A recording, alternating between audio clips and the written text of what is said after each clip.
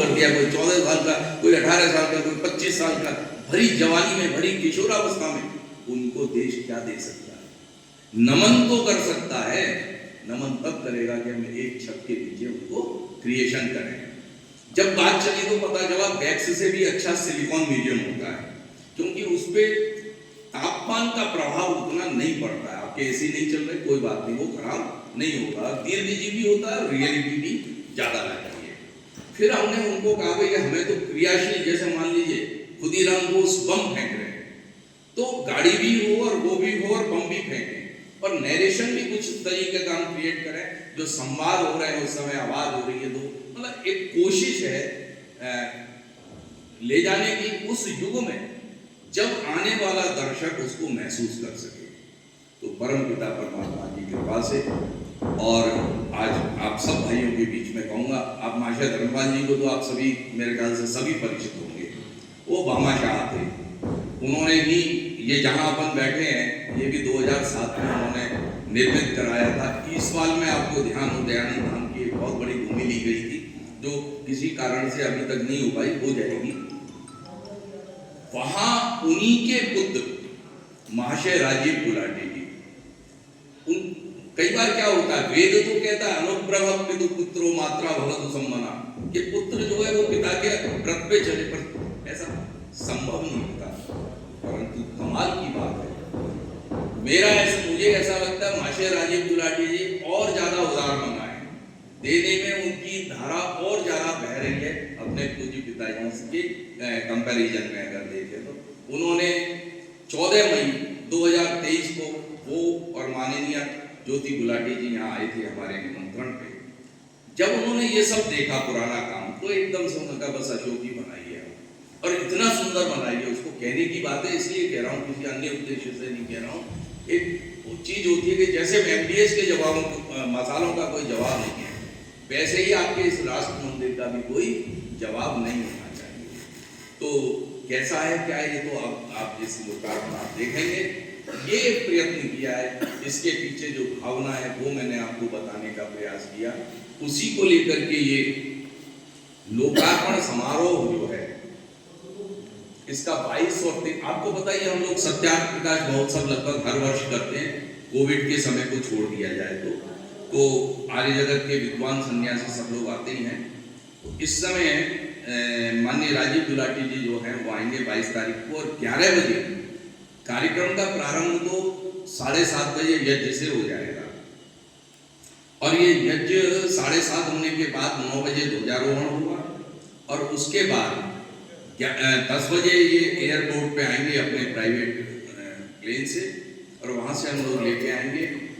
प्रताप नगर से हमारे जो 50 बच्चे हैं वो उनको मोटरसाइकिल पे ओम ध्वज के साथ एस्कॉर्ट करेंगे, और वो साथ साथ आएंगे, और उसके बाद यहाँ उनका स्वागत सम्मान अभिनंदन होगा। उसके बाद ये जो राजनेताओं के नाम हैं इसमें हमने उन्हीं के देने का प्रयास किया है जिनकी स्वीकृति हमें प्राप्त हो गई अंततोगत्वा, वो सब भी होंगे, और बड़े ही उत्साहपूर्ण वातावरण में इसकी अनवीलिंग होगी, इसका लोकार्पण होगा। और उसके बाद जो है वहाँ हाथी वाले पार्क में मुख्य कार्यक्रम चलता रहेगा। आर्य जगत के बहुत सारे सन्यासी, लगभग 50 से ऊपर सन्यासी पहली बार एक साथ इस कार्यक्रम में उपस्थित होने जा रहे हैं, और उसके साथ विद्वानों की भी लगभग इतनी संख्या है। तो वहाँ पर कार्यक्रम चलेगा, ठीक 12 बजे महाशय राजीव गुलाटी जी वहाँ पहुँचेंगे, और न्यास की ओर से, जनप्रतिनिधियों की ओर से, आप सबकी नगर उदयपुर की ओर से एक ऐसा एसेट बनाने के लिए जो दिन तो बीतते चले जाएंगे, परंतु सैकड़ों सहस्रों वर्षों तक अपनी आभा से ज्योतित रहेगा, और लोगों के हृदय को प्रकाशित करते रहेगा, और राष्ट्र प्रेम की भावना उनमें उदित करता रहेगा। तो ये वहाँ पर हम उनका लोकाभिनंदन करेंगे। इस अवसर पर एक चलचित्र बनाया गया है महर्षि दयानंद जी के ऊपर, नाम है युग पुरुष महर्षि दयानंद। 1 घंटे 9 मिनट की ये मूवी है। स्वामी जी के जीवन के ऊपर डॉक्यूमेंट्री तो बहुत बनी हुई है, परंतु मुझे लगता है ये फीचर फिल्म पहली है। तो ये पहली फीचर फिल्म बहुत अच्छी बनी हुई है। मेरा भी उसमें कहीं ना कहीं थोड़ा सा वो रहा है, इसलिए मैं ये कह सकता हूँ कि अंतिम जो बन के आया है और सारा है वो ईश्वर, मुझे लगता है पसंद आने वाली बात है और प्रेरणा देने वाली। तो उसका लोकार्पण भी जो है वो वहाँ पर होगा और वो यहाँ के थिएटर में वो फिल्म भी दिखाई जाती रहेगी, अन्य महापुरुषों के साथ वो भी चलती रहेगी।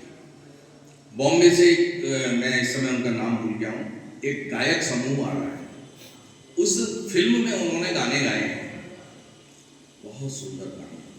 तो मैंने उसी समय कहा जी इनका 1 घंटे का कार्यक्रम जो है वो यहाँ पर हम रखेंगे।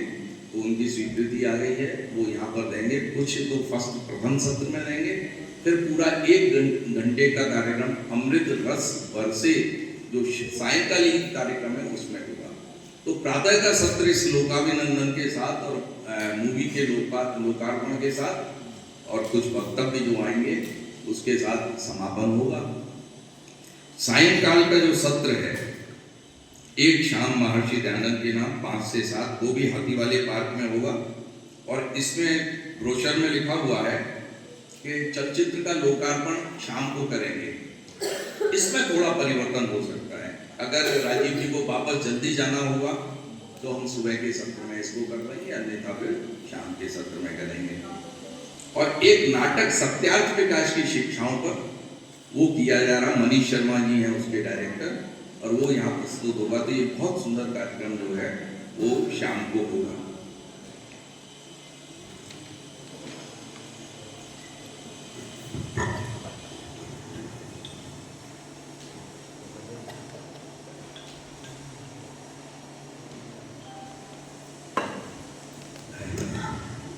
क्षमा चाहता हूँ योगदान के लिए, पर क्या करें, कोविड से पहले मैं 2 घंटे भी लगातार बोलता था और उसके बाद ये एसेंशियल हो गया।